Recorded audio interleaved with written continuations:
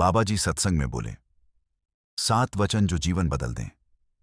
संगत जी, आज मैं आपको एक ऐसे संत की प्रेरक कथा सुनाने जा रहा हूं जिसे सुनकर हजारों लोगों का जीवन बदल गया। यह एक काल्पनिक प्रेरक कथा है जिसका उद्देश्य जीवन की सीख देना है। कहा जाता है कि हिमालय की तलहटी में एक छोटे से आश्रम में एक वृद्ध संत रहते थे। उनके पास न सोने चांदी का खजाना था, न बड़े महल, न कोई राजपाट। फिर भी राजा से लेकर गरीब किसान तक सब उनके दर्शन के लिए आते थे। कोई धन की समस्या लेकर आता, कोई परिवार की परेशानी लेकर, कोई मन की अशांति लेकर, और कोई अपने जीवन का उद्देश्य पूछने।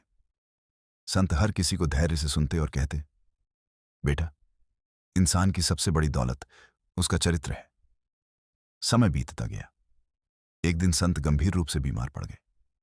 पूरे प्रदेश में खबर फैल गई कि संत अब अंतिम समय में हैं। हजारों लोग आश्रम पहुंच गए। सब सोच रहे थे, संत जी के पास कोई छिपा हुआ खजाना होगा, शायद वे अपने सबसे प्रिय शिष्य को दे देंगे। लेकिन संत के पास देने के लिए केवल एक पुरानी लकड़ी की माला, एक कमंडल और कुछ धार्मिक पुस्तकें थीं। संत ने अपने सभी शिष्यों को पास बुलाया। उन्होंने मुस्कुराकर कहा, बेटा, मैं तुम्हें सोना चांदी नहीं दे सकता, क्योंकि वह एक दिन खत्म हो जाएगा। मैं तुम्हें 7 ऐसे वचन देकर जा रहा हूं जो यदि जीवन में उतार ली तो कभी गरीब नहीं रहोगे। पूरे आश्रम में सन्नाटा छा गया। संत ने पहला वचन कहा, सत्य कभी मत छोड़ना। उन्होंने कहा, झूठ कुछ समय के लिए बचा सकता है, लेकिन सत्य पूरी जिंदगी सम्मान दिलाता है। फिर उन्होंने दूसरा वचन कहा, माता पिता का दिल कभी मत दुखाना।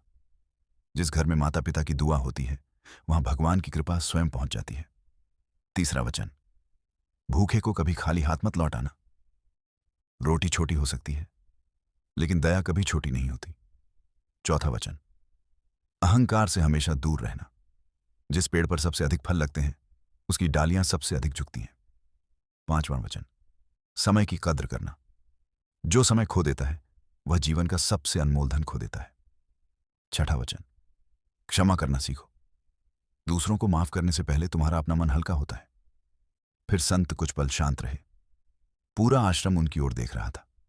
उन्होंने गहरी सांस ली और 7वां वचन कहा, हर दिन प्रभु का स्मरण करना। उन्होंने कहा, जिसका मन भगवान से जुड़ा रहता है वह कठिन समय में भी टूटता नहीं। इतना कहकर संत मुस्कुराए। उनकी आंखें धीरे धीरे बंद हो गईं। आश्रम में बैठे सभी लोगों की आंखों से आंसू बहने लगे। एक शिष्य खड़ा हुआ और बोला, गुरुदेव ने कोई धन नहीं छोड़ा, लेकिन जो 7 वचन दिए हैं वे 7 जन्मों तक हमारा मार्गदर्शन करेंगे। बाबा जी संगत की ओर देखकर बोले, संगत जी, आज लोग बैंक बैलेंस बढ़ाने में लगे हैं, लेकिन अच्छे संस्कारों का खाता खाली छोड़ देते हैं। याद रखिए, धन विरासत में मिल सकता है, लेकिन चरित्र कमाना पड़ता है। अगर इन 7 वचनों को अपने जीवन में उतार लिया, सत्य, माता पिता का सम्मान, सेवा, विनम्रता, समय का मूल्य, क्षमा और प्रभु का स्मरण, तो जीवन अपने आप बदलने लगेगा। याद रखिए, दुनिया आपको आपके कपड़ों से पहचान सकती है, लेकिन भगवान आपको आपके कर्मों से पहचानते हैं। इसलिए ऐसी विरासत छोड़कर जाइए जिसे लोग आपकी संपत्ति से नहीं, आपके संस्कारों से याद करें। यही उस संत के 7 वचनों की सबसे बड़ी सीख थी। इतना कहकर बाबा जी ने हाथ जोड़ ली और पूरा सत्संग एक स्वर में गूंज उठा, राधा स्वामी, राधा स्वामी।